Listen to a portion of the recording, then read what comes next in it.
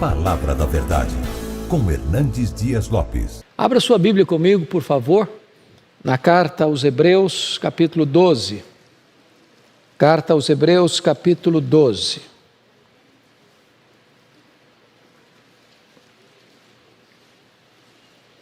Nós vamos considerar este belíssimo capítulo desta carta, carta aos Hebreus.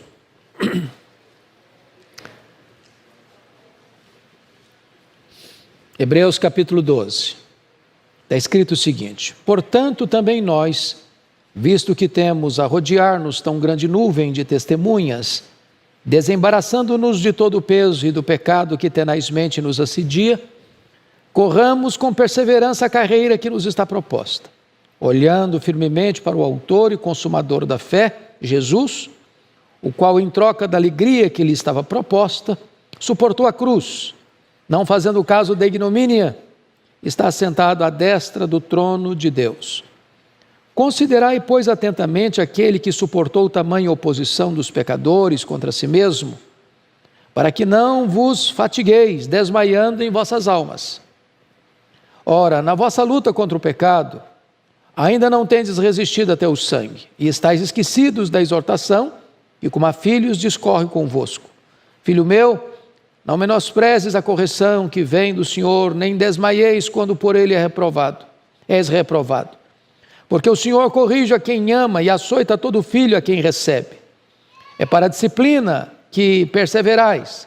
Deus os trata como filhos. Pois que filho há que o pai não corrige? Mas se estáis sem correção, de que todos se têm tornado participantes, logo sois bastardos e não filhos. Além disso, tínhamos os nossos pais segundo a carne, que nos corrigiam, e os respeitávamos.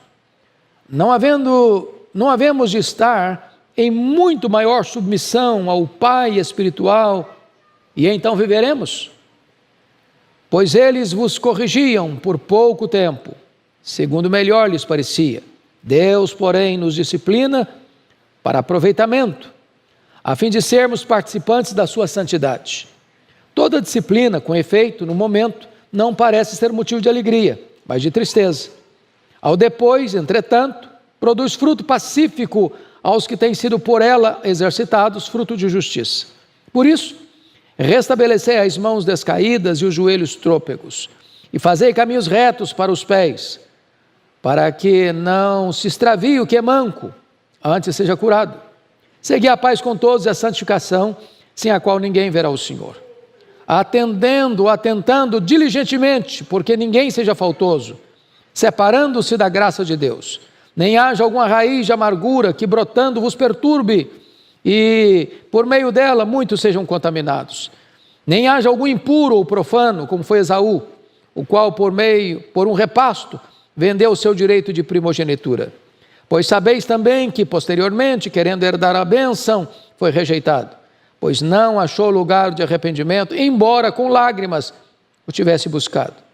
Ora, não tendes chegado ao fogo palpável e ardente, e à escuridão, e às trevas, e à tempestade, e ao clangor da trombeta, e ao som de palavras tais, que quantos o ouviram, suplicaram que não se lhes falasse mais, pois já não suportavam o que lhes era ordenado.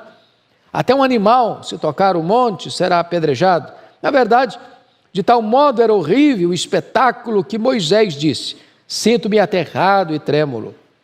Mas tens chegado ao Monte Sião, e à cidade do Deus vivo, a Jerusalém celestial, e a incontáveis hostes de anjos, e a universal assembleia, e igreja dos primogênitos arrolados nos céus, e a Deus o juiz de todos, e aos espíritos dos justos aperfeiçoados, e a Jesus, o mediador da nova aliança, e ao sangue da aspersão que fala coisas superiores ao que fala o próprio Abel. Tende cuidado, não recuseis ao que fala, pois se não escaparam aqueles que recusaram ouvir quem divinamente os advertia sobre a terra, muito menos nós, os que nos desviamos daquele que dos céus nos adverte. Aquele cuja voz abalou então a terra, agora, porém, ele promete dizendo: ainda uma vez por todas farei abalar não só a terra, mas também o céu. Ora, esta palavra ainda uma vez por todas, significa a remoção dessas coisas abaladas, como tinham sido feitas, para que as coisas que não são abaladas permaneçam. Por isso, recebendo nós um reino inabalável, retenhamos a graça pela qual sirvamos a Deus de modo agradável, com reverência e santo temor, porque o nosso Deus é fogo consumidor. Bom, irmãos, eu gostaria de tratar com vocês então nesta manhã sobre o tema a corrida rumo a Jerusalém Celestial. Só para refrescar a memória de vocês, a carta aos Hebreus, ela foi escrita por uma razão bem definida. A perseguição à igreja já havia começado. Judeus convertidos a Cristo, com medo da perseguição, estavam de malas prontas de volta para o judaísmo.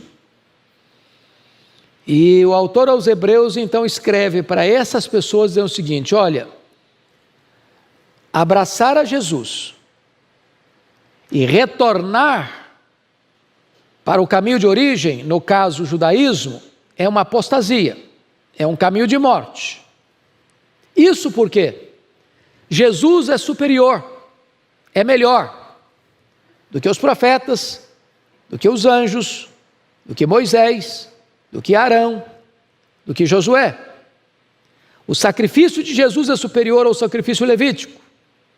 A ordem sacerdotal de Jesus, Melquisedeque, é superior à ordem levítica.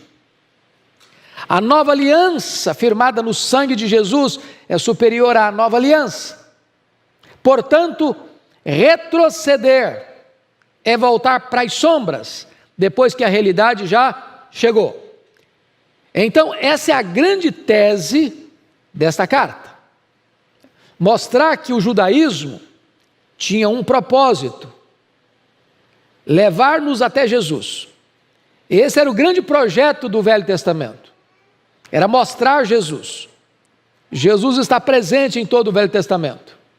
Ele é a semente da mulher, ele é o cordeiro da Páscoa, ele é simbolizado pelo tabernáculo, pela arca da aliança, pelo templo, pelas festas, pelos rituais, pelo próprio sábado. Tudo isso era sombra. Ele, Jesus, a realidade. Quando Jesus Cristo veio, não é preciso mais da sombra, a realidade já chegou. É por isso que nós não podemos concordar com esta onda de judaização da igreja evangélica, porque trazer de volta os símbolos, os objetos do culto judaico para dentro do culto evangélico é não ter entendido que tudo isso era sombra da realidade que veio em Cristo. Bom, dito isto, vamos então agora entrar nesta carta, nesta área prática da carta, tá? Que é o capítulo 12. Essa corrida rumo a Jerusalém Celestial. E nessa corrida, ou nesta viagem, nós temos 4 coisas a observar que vamos tratar aqui hoje. Primeiro, uma corrida a fazer. Segundo, obstáculos a vencer. Terceiro, orientações a seguir. Quarto, ordens a obedecer. Então deixa eu repetir. Nós vamos ver hoje 4 coisas. Expondo esse capítulo 12. Primeiro, uma corrida a fazer. Segundo, obstáculos a vencer. Terceiro, orientações a seguir. Quarto, ordens a obedecer. Então esse texto está dividido nesses 4 pontos. Vamos lá agora ao primeiro ponto. Uma corrida, uma carreira a percorrer. Uma corrida a fazer. Versos de 1 a 4.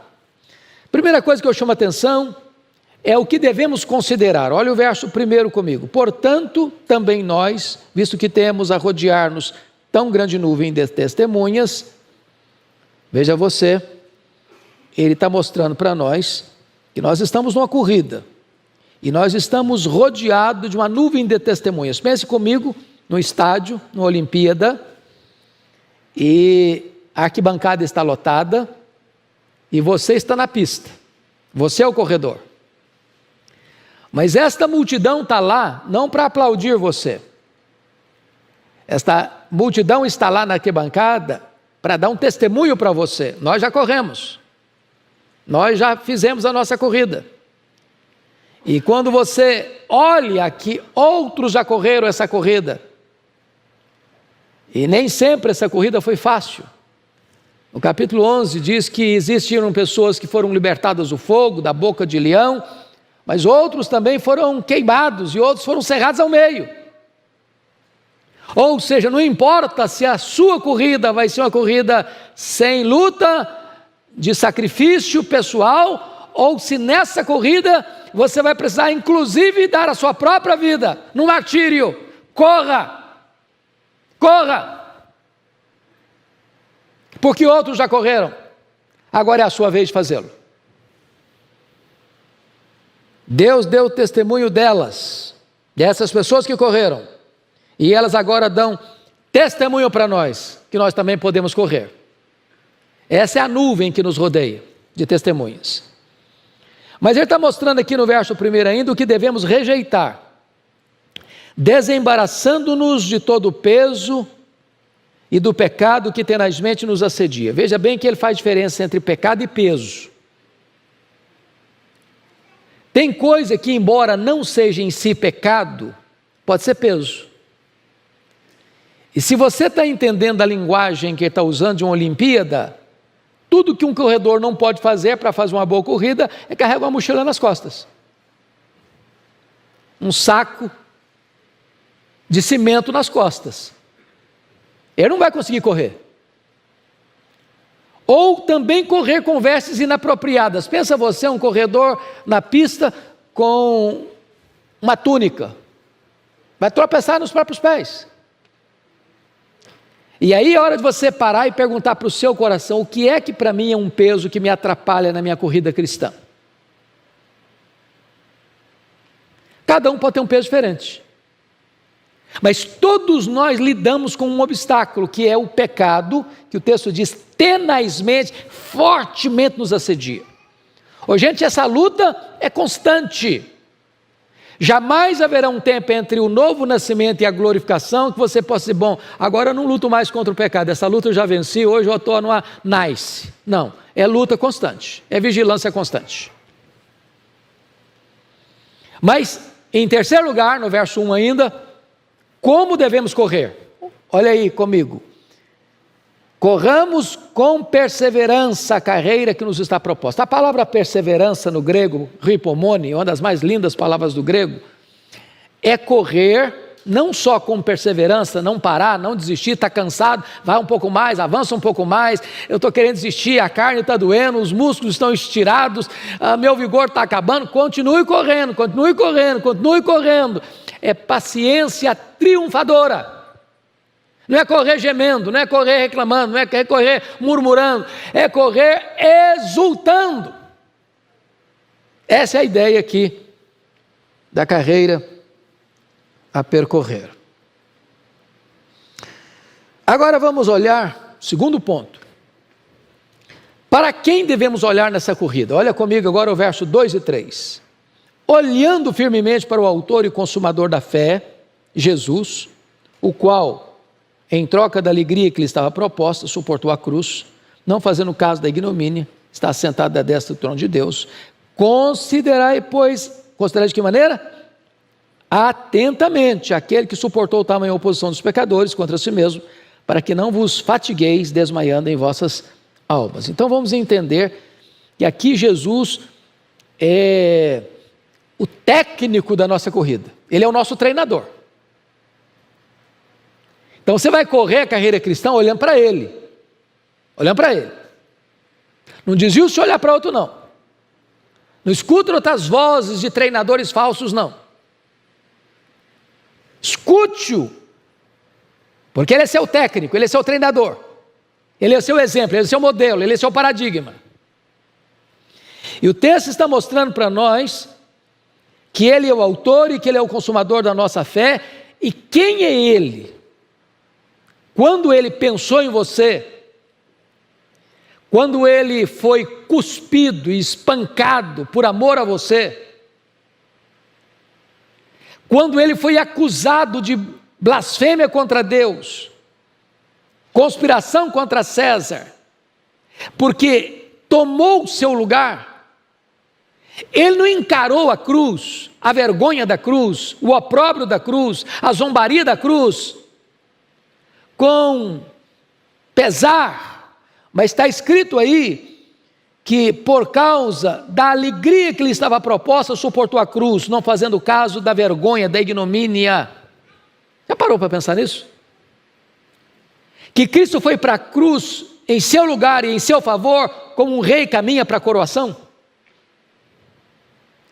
Então, se Ele fez o maior sacrifício para salvar você, agora olhe para Ele e continue correndo a carreira cristã. Ele é seu exemplo, porque Ele foi o seu substituto e Ele morreu por você. E agora Ele serve de exemplo para você. Ele sofreu tamanha oposição dos pecadores.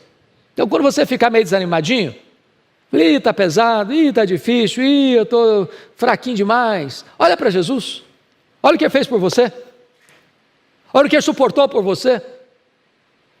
Quando você olha para Ele, você que está quase desmaiando, recebe um tônico novo, um ânimo novo, uma coragem nova, uma disposição nova. É isso que o autor aos Hebreus está dizendo. Para aqueles irmãos lá que estavam sofrendo, querendo voltar para o judaísmo, deixando Cristo, Ele está dizendo, olha para Jesus, desmaia não, desanima não, retroceda não pare não, prossiga na sua corrida. Mas até que ponto nós devemos fortalecer os nossos músculos nessa corrida? Olha o versículo 4 comigo. Ora, na vossa luta contra o pecado ainda não tendes resistido até ao sangue. Então vamos entender o que ele está dizendo aqui. Ele sai da metáfora da maratona para a metáfora do pugilismo, do ringue. E ele deu demonstrações no capítulo 11 de alguns irmãos que por sua fé foram martirizados. Pela sua fé foram cerrados ao meio, e parece-me que é uma referência ao profeta Isaías, que o rei Manassés mandou cerrar ao meio. Então, a pergunta é a seguinte: se você acha que você está lutando contra o pecado, e está mesmo, e precisa estar mesmo, mas até que ponto? Até que ponto? Você está pronto a morrer para viver uma vida santa? Você está pronto a resistir o pecado a esse ponto? De alguém chegar e dizer, ou você peca, ou você morre, ou você transige, ou você está fora, ou você nega a sua fé, ou você não vive mais. E ele está dizendo para aqueles crentes que estavam querendo abandonar a Cristo e voltar para o judaísmo, olha, vocês ainda não lutaram até o sangue. Ou seja, se preciso for, é melhor o martírio do que a apostasia. É melhor morrer pela fé do que negar Jesus. Essa é a ideia que ele está passando. Bom, vamos ao segundo ponto que agora, que é uma disciplina a receber. Versículos 5 a 11. Ele passa agora da metáfora da maratona, vai para a metáfora do pugilismo, e agora ele entra no território familiar, do aconchego da família, que é a questão da disciplina do lar. Então vamos ver aqui uma disciplina a receber, alguns pontos. Primeiro, precisamos relembrar a palavra de Deus, versículos 5 e 6. estáis esquecidos da exortação que como a filhos discorre convosco. Filho meu, não menospreze a correção que vem do Senhor, nem desmaieis quando por ele és reprovado, porque o Senhor corrige a quem ama e açoita todo filho que recebe. Aqui tem um aspecto, irmãos, do esquecimento seletivo, do esquecimento por interesse. Você não quer lembrar, na verdade. Você está passando por uma situação difícil, uma providência carrancuda, e Deus está tratando com você, Deus está usando lixa grossa para burilar você, Deus está lapidando você, arrancando algumas lascas, algumas quinas, algumas arestas na sua vida, e Deus está disciplinando você, e você fica reclamando, murmurando, desanimado. O texto está dizendo, você está esquecido, você esqueceu. Não é aquele esquecimento de falta de memória, não. É aquele esquecimento deliberado, da exortação que Deus fez, tantas vezes, está lembrado, que eu já adverti, já falei, já exortei, já ensinei, que Deus disciplina quem ama. Então não murmure contra Deus se Deus está disciplinando, Ele é Pai. Se você não for disciplinado, você é bastardo, você não é filho. Pegando aqui uma aplicação pessoal, mais nossa. Aqui nós temos pais. Quem é pai e mãe aqui, levanta a mão. Pai e mãe. Ok, a maioria aqui. Quem não é, se Deus quiser, vai ser. E Agostinho diz que você vai começar a educar seus filhos 20 anos antes dos filhos nascerem. Então, todo mundo aqui já está começando a educar seus filhos. Vão nascer ainda. Quando um filho desobedece, não quer seguir as normas da casa, por exemplo. Toda casa tem normas, certo? Em princípios, toda casa tem princípios. O que pode, o que não pode, o que faz, o que não faz, o que deve, o que não deve. A hora que chega, a hora que sai, com quem vai, aonde vai, o que faz. Toda casa tem carta na mesa, está claro o jogo aqui. Que ninguém faz o que quer, que tem comanda, que tem direção, que tem lei, que tem princípio, que tem ordem. Não é assim que funciona toda a casa? Ora, com Deus é do mesmo jeito. Imagine um filho que chega e desobedece pai e mãe, xinga pai e mãe, grita com pai e mãe, sai a hora que quer, chega a hora que quer, faz o que quer, e o pai e a mãe ficam olhando, que bonitinho nosso filho, né? Tão engraçadinho. Pai e mãe não faz isso, faz? Não. Chama o menino na chincha. Chama a menina na chincha. Pode reclamar, pode espernear, pode chorar, mas espernear, reclamar e chorar não mata filho, não. Agora a falta de disciplina mata. Então Deus está dizendo para você o seguinte: olha, se eu estou disciplinando você, é porque eu amo você, porque você é meu filho. Se você não fosse meu filho, deixa eu fazer uma pergunta. Se você encontrar um menino rebelde na rua, você disciplina esse menino? Por que você não disciplina? Ele é seu filho, você não tem responsabilidade com ele, não é seu papel discipliná-lo. Agora, se é filho, aí você disciplina. Deus está dizendo: eu estou disciplinando vocês, que vocês são meus filhos, vocês não são bastardos. Esse é o ponto aqui. Agora, precisamos atentar para o cuidado paternal de Deus, versos 7 a 9, olha aí. É para a disciplina que perseverais, aí tem entre parênteses, Deus os trata como filhos, pois que filho há que o pai não corrige? Mas se estáis sem correção, de que todos se têm tornado participantes, logo sois bastardos e não filhos. Além disso, tínhamos os nossos pais, segundo a carne, que nos corrigiam, e os respeitávamos, certo? Não respeitar pai e mãe é um negócio louco. Pai e mãe é a autoridade da nossa vida, não é verdade? É por isso que a gente tem que ter respeito pelos pais e respeito pelos mais velhos. A nossa geração jovem não está fazendo isso mais não, mas a nossa geração aqui de cabecinhas, alguns cabelinhos brancos, lembra, bença pai e mãe, bença pai, bença mãe. E eu não tinha vergonha de falar isso não, era adolescentão lá bonitão, perto da menina bonitinha, perto do lado, bença pai, bença mãe, não tem esse negócio não. Não é verdade? Você lembra disso? Respeito. A gente respeitava os pais, tem que respeitar.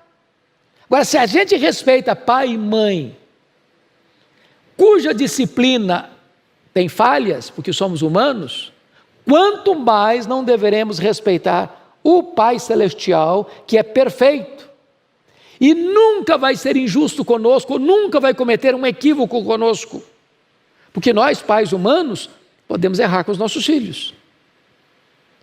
A impressão chega para meu filho: você me perdoe, papai, a dose foi grande demais, eu falei o que não podia falar, eu fiz, talvez, no fogo da emoção e me excedi.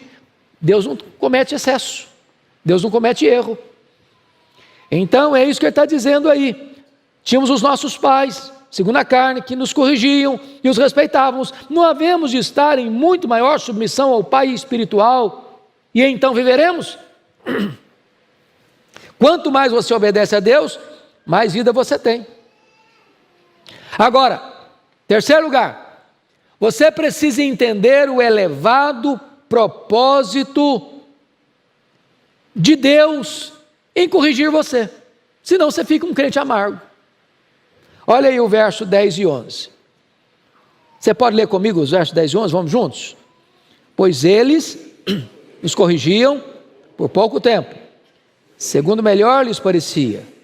Deus, porém, nos disciplina para aproveitamento, a fim de sermos participantes da sua santidade.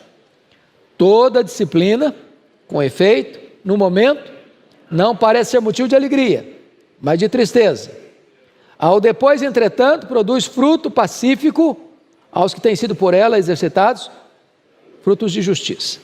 Então, para que Deus disciplina você? Verso 10, para aproveitamento. Aproveitamento. Agora vamos pegar a disciplina em termos de treino. Se você pega, por exemplo, os grandes, porque tem uma linguagem aqui muito intensa do esporte, né, do corredor. Pergunte aos jogadores que são famosos. É só arte, é só habilidade, é treino. Os que chegam na frente, que estão lá no topo, treinam mais, são disciplinados. Ninguém vence sem disciplina. Ninguém triunfa na vida, nem na vida estudantil, nem na vida profissional, nem na vida pessoal, nem na vida espiritual, sem treino, sem desenvolver as musculaturas da alma. Agora, quando Deus nos disciplina, seja no treino, no exercício, seja nos corrigindo, o texto diz, é para aproveitamento, é para o seu bem, é para você ser coparticipante com Deus na sua santidade, é para santificar a sua vida. Agora, a disciplina na hora que ela é aplicada não é boa. Você nunca vai encontrar um filho sendo exortado pelo pai e pela mãe, ou encher o pai e a mãe de beijo, ai que delícia, o senhor está me disciplinando, o senhor é maravilhoso, o senhor está me disciplinando, que coisa linda. Não, o filho fica aborrecido, fica chateado, entra no quarto, tranca a porta, chora. Bom, de repente com vocês é diferente, porque vocês são mais espirituais.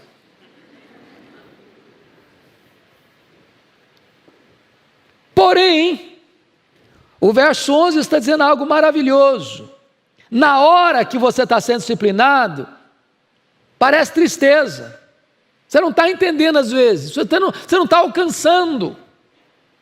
Ô gente, olha que coisa curiosa, Deus é maravilhoso. Por isso que Deus botou um filho sob o cuidado de pai e mãe, porque pai e mãe já está lá na frente, um pouquinho de experiência, um pouquinho de ruga no rosto, já foi calejado pela vida, já passou por situações, já sabe quais são os efeitos das más escolhas. Então Deus bota um filho imaturo, debaixo da autoridade de pais maduros, para que esse pai maduro diz, meu filho, por esse caminho não, vai ser problema, vai ser dor, vai ser sofrimento, você vai bater com a cara na parede, você vai sofrer. Então eu estou disciplinando você aqui, para que você não entre por esse caminho. Se você entrar por ele, você vai dar com os burros na água. E Deus nos disciplina do mesmo jeito. Meu filho, estou disciplinando você, sabe por quê? Se você for por esse caminho que seu coração está desejando e querendo, vai dar errado, vai dar problema, você vai sofrer, eu estou te poupando. É isso que o texto está dizendo.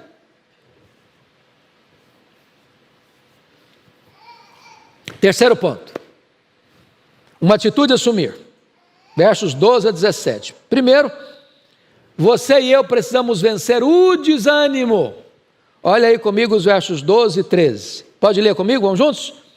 Por isso, restabeleci as mãos descaídas, os joelhos trôpegos, e fazei caminhos retos para os pés, para que não se extravie o que é manco, antes seja curado.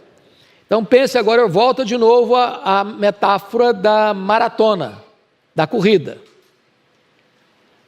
Eu não sei, eu nunca corri a São Silvestre em São Paulo. Alguém aqui já correu São Silvestre em São Paulo? Alguém? Algumas pessoas já? Ok. Eu não sei quanto você correu, em que lugar que você chegou. Mas eu quero crer que não toma medalha lá dos irmãos lá da África, né? Eles são profissionais nisso. Mas o corredor chega um momento em que ele chega e diz, eu não estou aguentando mais, as mãos já estão caídas, os joelhos já estão batendo no outro, estão trôpegos, e você está quase desmaiando. Ele está usando uma metáfora para falar da vida espiritual. Às vezes nós estamos assim na vida espiritual, tanque vazio, andando na reserva, abatido, joelhos trôpegos, mãos descaídas, desanimado. E Deus está nos mostrando a necessidade, irmãos, de nós vencermos o desânimo. Vencer o desânimo. E como é que você vence o desânimo? Diz o texto no verso 13, fazendo caminhos retos. Sabe por quê? Falando agora espiritualmente, sabe o que cansa a gente? Não é trabalho, não é esforço, não é o exercício. O que cansa o crente é o pecado. Fazer coisa errada. Aí você perde a alegria, aí você perde a paz, aí você perde a intimidade com Deus, aí você fica constrangido até de orar, aí o louvor parece que não brota espontaneamente. Então o autor aos Hebreus está dizendo, você quer melhorar, você quer ficar animado? Larga de lado os caminhos tortos, fuja daqueles lugares escorregadios, não entre por atalhos sinuosos, faça caminhos pés para que você não tropece, porque veja bem, uma pista de corrida, via de regra, é preciso ser o quê? Plana, para o cara não pisar em falso, torcer o joelho. O pecado, que é o caminho sem ser plano, ele vai levar você a tropeçar, a sofrer solavancos, e dá um problema aí nos seus joelhos espirituais. Essa é a ideia do texto. Segundo lugar, nós devemos manter uma relação certa com Deus e com os homens, nessa corrida. Olha o verso 14, leia comigo o 14, vamos juntos?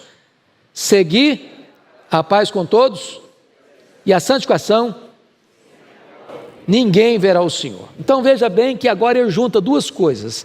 Vida espiritual tem o aspecto vertical com Deus e tem o aspecto horizontal com o próximo. Não dá para vocês, né? Eu convivo demais, 100% bem com os meus irmãos, mas minha relação com Deus está interrompida. Não dá para vocês dizer, na minha vida com Deus está beleza, mas a minha vida com os meus irmãos está péssima. Tem jeito. Uma coisa está ligada à outra. Você tem que estar em paz com seus irmãos e você precisa buscar a santificação. Então, gente, para de brigar, tá? Para de criar encrenca. Para de fazer confusão. Para de ser uma fonte de intrigas. Para de falar dos outros. Reconcilie com quem um dia você bateu cabeça. Porque não dá para você dizer que ama a Deus a quem você não vê e não amar o seu irmão a quem você vê. Vida cristã caminha junto, assim as duas paralelas juntas. Comunhão com Deus e comunhão com o próximo. Terceiro lugar, devemos permanecer na graça de Deus. Olha o versículo 15, a parte A. Atentando diligentemente, porque ninguém seja faltoso, separando-se da graça de Deus. Ou seja, a graça de Deus é o grande reservatório, é a grande fonte de onde procede toda a força, todo o poder, toda a energia para você fazer essa corrida rumo a Jerusalém Celestial. Se você se apartar da graça, acabou sua força, acabou sua capacidade. Você não faz essa corrida fiado na sua própria força, na sua própria inteligência, na sua própria capacidade. Não, não, não. Você e eu dependemos da graça de Deus. Quarto, devemos nos prevenir contra a raiz de amargura. Verso 15b. Nem haja alguma raiz de amargura que brotando vos perturbe e por meio dela muitos sejam contaminados. Vamos entender isso aqui. A raiz de amargura tem a ver com os nossos relacionamentos interpessoais, certo? Já ficou amargurado com alguém? Chateado com alguém? Aborrecido com alguém? Já guardou às vezes uma mágoa no coração? O autor sagrado vai usar agora uma linguagem da botânica. Vai falar que a amargura é uma espécie de planta que vai crescendo no seu coração e criando raízes dentro de você. E que esta raiz pode produzir algo muito ruim, que se chama amargura. Essa palavra amargura, na língua grega, traz a ideia de ovo podre. Se um ovo podre quebrar, você não consegue ficar naquele ambiente mais. Quando alguém está amargurado, duas coisas acontecem. Primeiro, ela fica perturbada, vos perturbe. Uma pessoa amargurada, ela não consegue viver com ela mesma. Ela briga com o espelho, porque ela está de mal. E quando alguém está de mal, ele não consegue aguentar-se.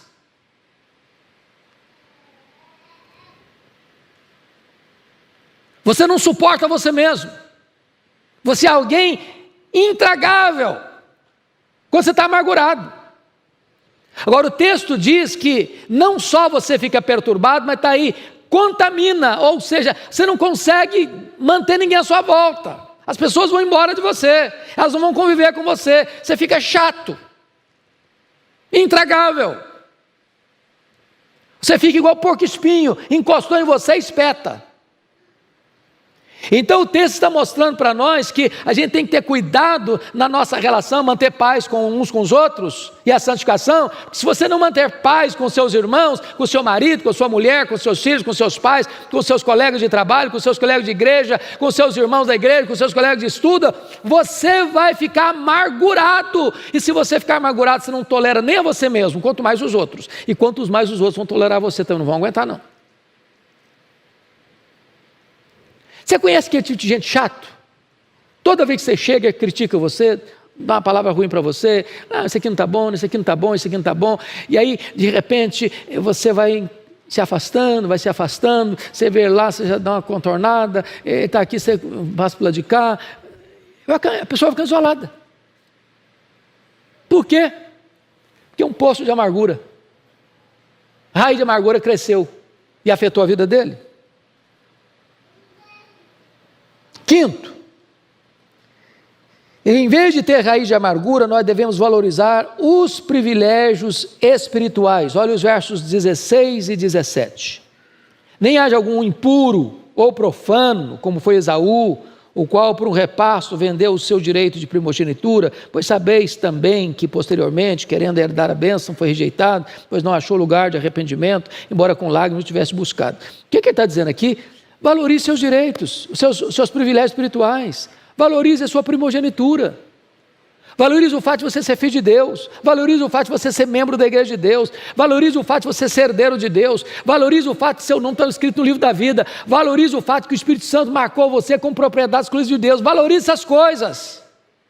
Porque se você não valorizar isso e começar a trocar suas bênçãos espirituais por pratos de lentilha, por prazeres imediatos, por vantagens que o pecado oferece, daqui a pouco você vai trocar as bênçãos espirituais por aquilo que é aventura mundana, e aquilo que é aventura mundana não vai satisfazer você, e agora você vai perder a alegria das coisas de Deus. Aí vir à igreja é um peso, aí ler a Bíblia é um peso, aí orar é um peso, aí adorar é um peso, e as coisas de Deus vão perdendo brilho para você. Vai ser igual um Esaú que vende o direito de primogenitura, troca por um prato de lentilhas e perde a bênção, da intimidade com Deus. Quarta lição, um contraste a compreender.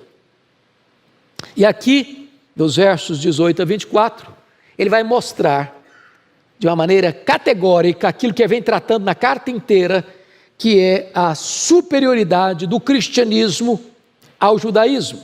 O judaísmo era a sombra que pegou você e trouxe você até Cristo e apresentou você a Cristo. Lembra lá que lá no cenáculo, Jesus Cristo, participando da última Páscoa, que era a mais importante festa de Israel, ele pega o pão e parte e diz: este pão é o meu corpo, que é dado por vós, tomai e comei e fazei isto em memória de mim. Depois ele pega um cálice de vinho e diz: este cálice é a nova aliança em meu sangue, tomai e bebei dele todos, fazei isto em memória de mim, até que eu retorne para vós. Com isso Jesus está fazendo o seguinte, dando um corte radical entre judaísmo e começo do cristianismo. Acabou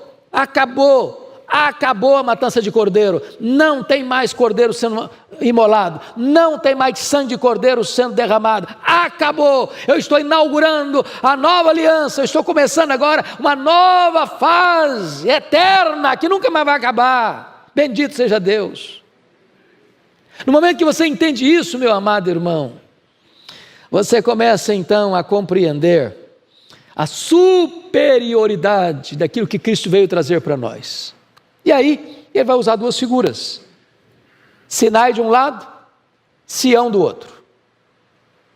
Então vamos ver. Primeiro, devemos olhar para cima e contemplar a Jerusalém celestial. E ele começa nos versos 18 a 24 a mostrar o que foi o Sinai, o símbolo da lei, né?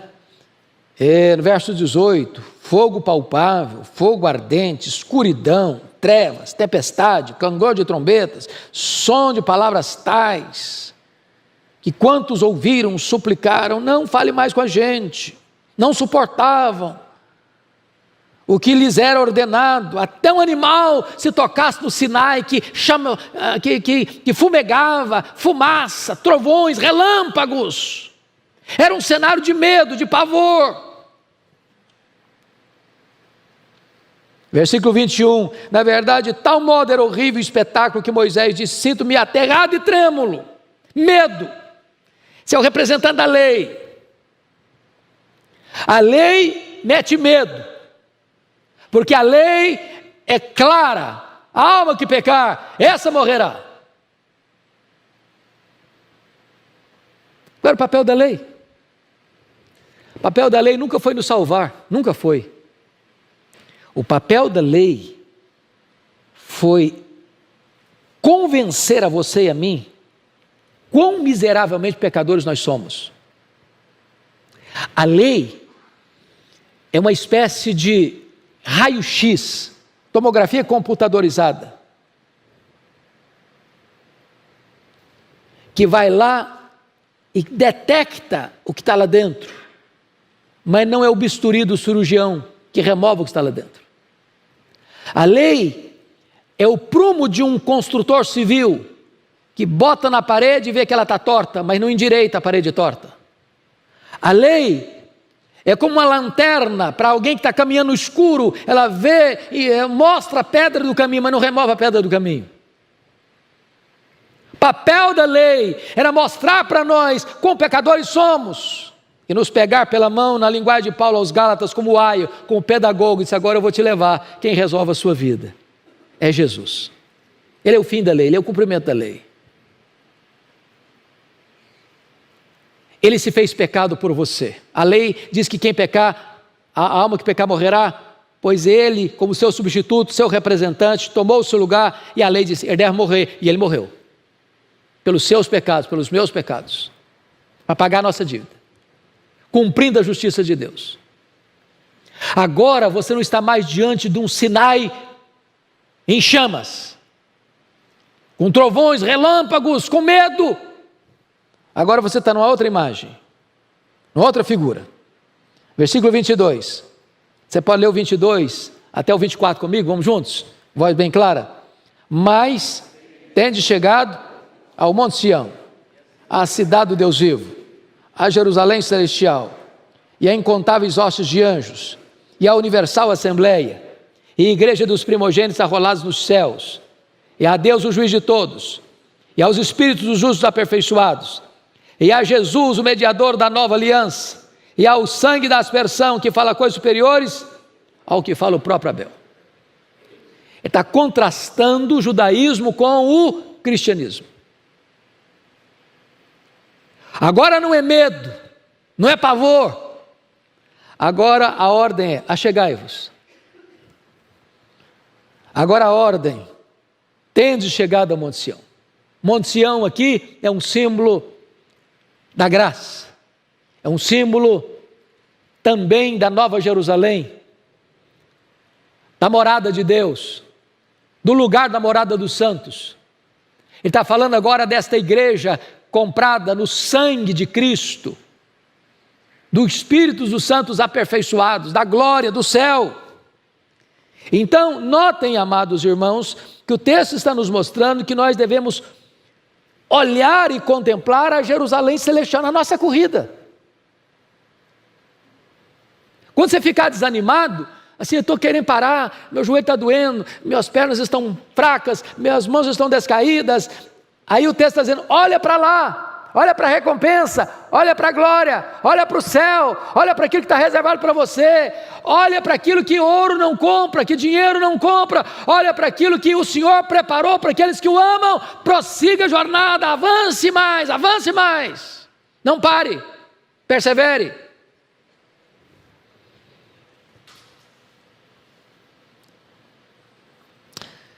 Segundo lugar, devemos olhar para frente e aguardar o reino inabalável. Versos 25 a 29.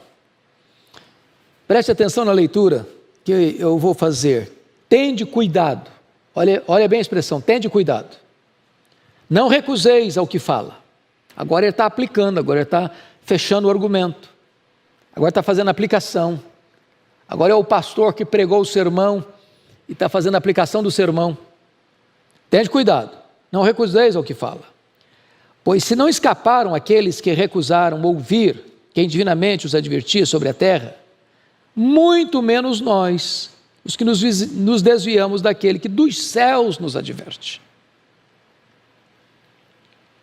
Ele está falando o seguinte: olha, quem não escutou lá atrás, no regime da lei, sofreu sanções. Ele vai mostrar aqui nesta carta que aqueles hebreus, aqueles judeus, aqueles israelitas, melhor dizendo, que saíram do Egito, rebelaram-se contra Deus no deserto, por incredulidade. O que aconteceu com eles? Ninguém entrou na terra, exceto 2 pessoas. Toda aquela geração de aproximadamente 2 milhões de pessoas, eram 600 mil homens, fora mulheres, crianças, estimado em 2 milhões de pessoas. Toda aquela geração morreu no deserto. Toda. O deserto virou um grande cemitério. Por que eles não entraram? Porque eles não escutaram aquele que os advertia. E agora o autor aos Hebreus está fazendo a aplicação dizendo o seguinte: olha, preste atenção nisso. Tende cuidado, não recuseis ao que fala, pois se não escaparam aqueles que recusaram ouvir quem divinamente os advertia sobre a terra, muito menos nós, os que nos desviamos daquele que desde os céus nos adverte. Então, preste atenção, o Deus da graça não é um Deus bonachão, não. Não é a graça barata, não. Não é o fato de você estar salvo pela graça que pode levar a vida na galega, não.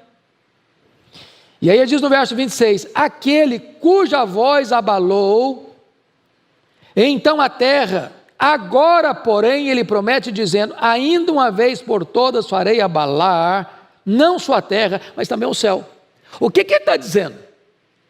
Ele está dizendo que quando Deus falou lá no regime da lei e entregou a lei, o Sinai fumegou, o Sinai tremeu, o Sinai viu fumaça e fogo e granizo e nuvens escuras e tempestade e todo mundo ficou com medo. Deus abalou a terra, mas ainda uma coisa vai acontecer: Deus vai abalar não só a terra, mas vai abalar o próprio céu. Quando? Quando Jesus voltar para o grande dia do juízo, para o grande dia da prestação de contas. Olha comigo o verso 27. Ora, esta palavra, aí de uma vez por todas, significa remoção dessas coisas abaladas, como tinham sido feitas, para que as coisas que não são abaladas permaneçam. Por isso, recebendo nós um reino inabalável. Então, vamos parar no verso 28 para a gente seguir daqui a pouquinho, porque você precisa ler como é que esse negócio até o céu vai estar abalado. Quem vai entender melhor isso, quem vai explicar melhor isso para nós, é Pedro. Então abra rapidinho lá, depois a gente volta aqui para fechar. Segunda carta de Pedro, capítulo 3.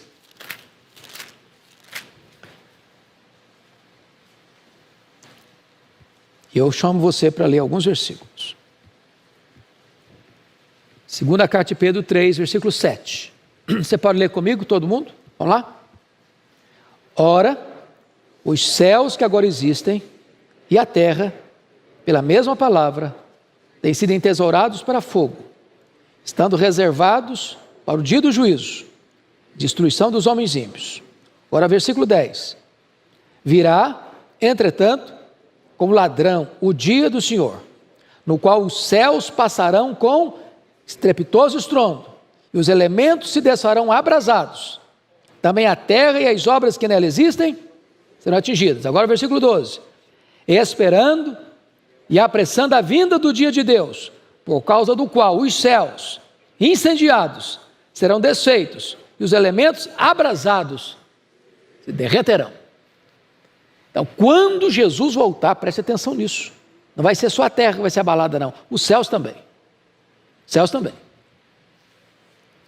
Agora vamos lá para Hebreus 12 para terminar.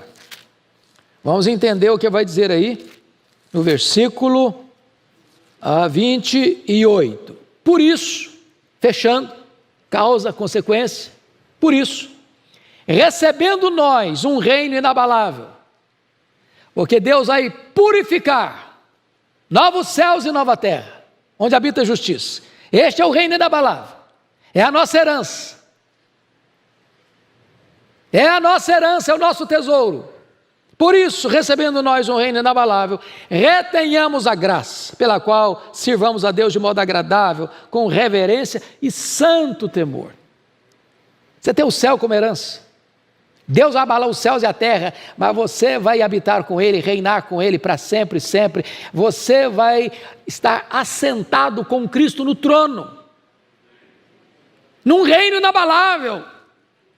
Não vai mudar nunca esse reinado, esse rei nunca vai se aposentar, esse rei nunca vai perder o trono, esse rei nunca vai ser tirado do trono, e você vai reinar com ele num reino inabalável. Por isso fica firme na graça, meu irmão. Agora, quem quiser brincar com esse Deus, verso 29 alerta, porque o nosso Deus é o quê? Fogo consumidor. Que Deus nos ajude, irmãos, a correr com perseverança a carreira cristã. Vamos ficar em pé e vamos orar. Te damos graças pela Tua palavra, Senhor, que preciosa ela é para o nosso coração. Ajuda-nos a caminhar com perseverança a nossa carreira, porque a Tua palavra nos diz que Tu nos segura pela mão direita, nos guia com o Teu conselho, até nos receber na glória. E nós queremos, nessa jornada, tirar o peso das costas, olhar para o nosso treinador, o autor e consumador da nossa fé, que é Jesus,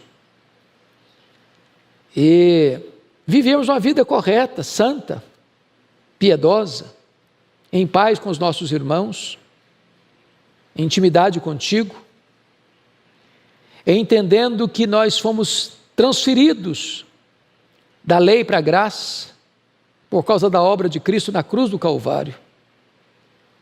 E que nós estamos olhando para esta grande recompensa, para este reino inabalável, onde reinaremos contigo para sempre.